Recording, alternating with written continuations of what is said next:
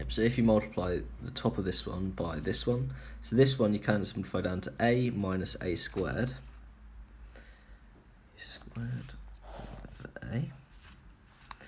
Add 1 minus y. A. 1 minus a all over 1 minus a.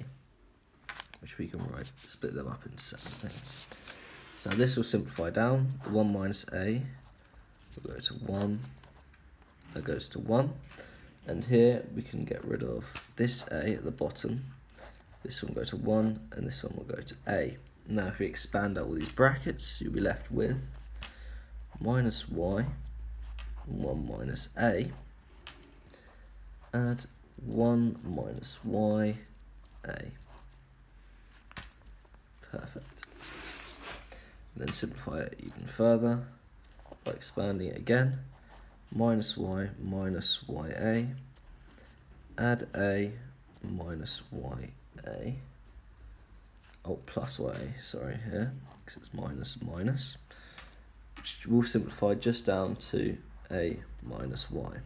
So now we know the derivative of the loss with respect to z is a minus y. Now using this, we can find the derivative of the loss with respect to w, or w1, and we can find derivative of the loss with respect to w2.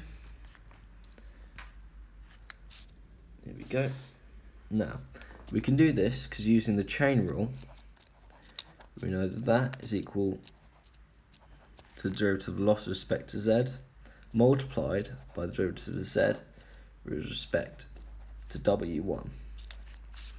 And it's the same for this one, but instead of w1 it's w2. So I'll write this out quickly.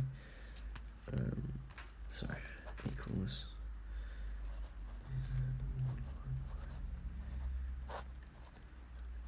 two. Here we go, which equals, we know this is a minus y now, and the derivative of z all over dw is just x1. Oh, sorry, subscript 1. Because we know this is the weight multiplied here. So if we just look at this, we keep everything else as a constant. The derivative is just x1. So that's what we've got here, which equals derivative of the loss over dz x1, and it's the exact same for this side, so it's minus y x2. For this one, if we look at everything else as a constant, because this is z, look at everything else as a constant because we're only looking at w2.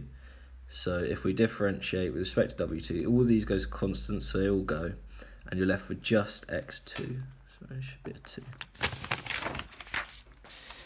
So this will leave you with just dl over dz x2.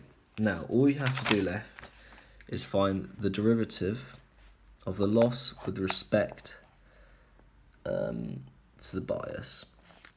We can do this again using chain rule, as we know that that is derivative for loss with respect to the z value, which we know, multiplied by derivative of the z value with respect to the bias, which will just be a minus y, all multiplied by 1, because if we look at this page again, we can see we ignore everything else, thinking them all as constants. So when you differentiate with respect to b, they all go, and the differential of just b on its own would be 1. So that leaves you with just this, which is just equal to the derivative of the loss with respect to the z value. Now all that's left to do is adjust the weights and biases, so w1, w2 and b, which just leaves you with w1 minus, this is a learning rate, which we talked about previously, multiplied by dw1. dw1 representing dl over dw1. And it's the same for this one, w2 minus the learning rate times by dw2, which is the same as dl over dw2. But in my code, I've just written it as dw1 and dw2, so that's what I'll be using in this notation. B minus the learning rate times by db, which we know because we've got them there, and there we go. So there's the explanation of all the differentiation behind the neural network. That is how it adjusts all the weights and biases.